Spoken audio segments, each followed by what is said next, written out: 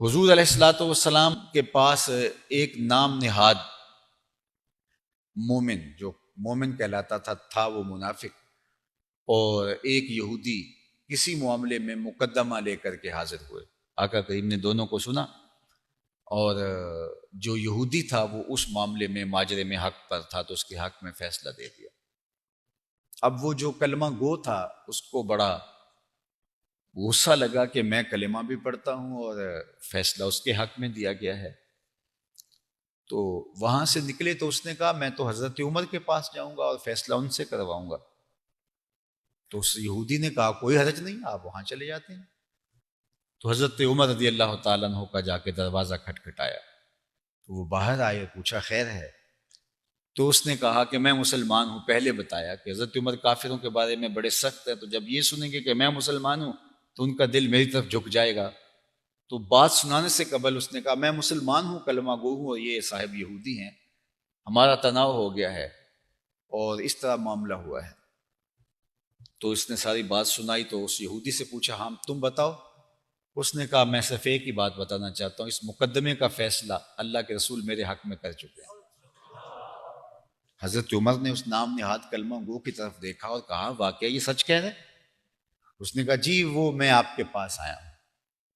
تو حضرت عمر اندر چلے گئے۔ جب واپس آئے تو ہاتھ میں تلوار تھی اور اس منافق کی گردن کاٹتے ہوئے تاریخ ساز جملہ کہا ہاکازا اقدی لمن لم یرد بقضاء اللہ ورسولہ، جو اللہ اور اس کے رسول کے فیصلے کو قبول نہیں کرتا عمر کی تلوار اس کا ایسے ہی فیصلہ کرتی۔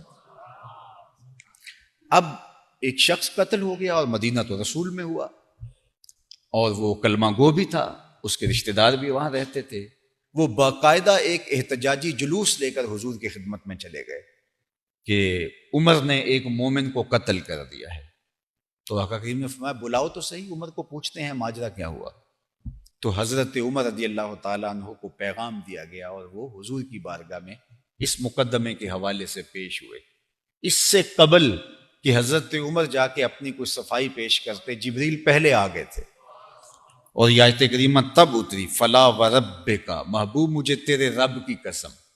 یہ تو کہتے ہیں نا مومن کو قتل کیا، لا یؤمنون حتی یحکموک فیما شجر بینہم، جب تک تیرے معاملات کو لوگ یوں تسلیم نہیں کرتے کہ تجھے فیصلوں میں حاکم نہیں مانتے، مومن ہی نہیں ہو سکتے۔ اور پھر جو فیصلہ محبوب تو کرے، کسی اور عدالت میں جانا تو دور کی بات ہے، ثم لا یجدوا فی انفسہم حرجا مما قضیت، اور محبوب جو تو فیصلہ کرے اس کے بارے دل کے کسی گوشے کے اندر گھٹن تک نہ ہو۔ اللہ اکبر۔ پھر فرمایا وَيُسَلِّمُوا تسلیما، اور اس کو تسلیم کرنے کا جو حق ہے جب تک وہ ادا نہیں کریں گے، مجھے قسم ہے تیرے رب کی، ایسا شخص مومن ہی نہیں ہو سکتا۔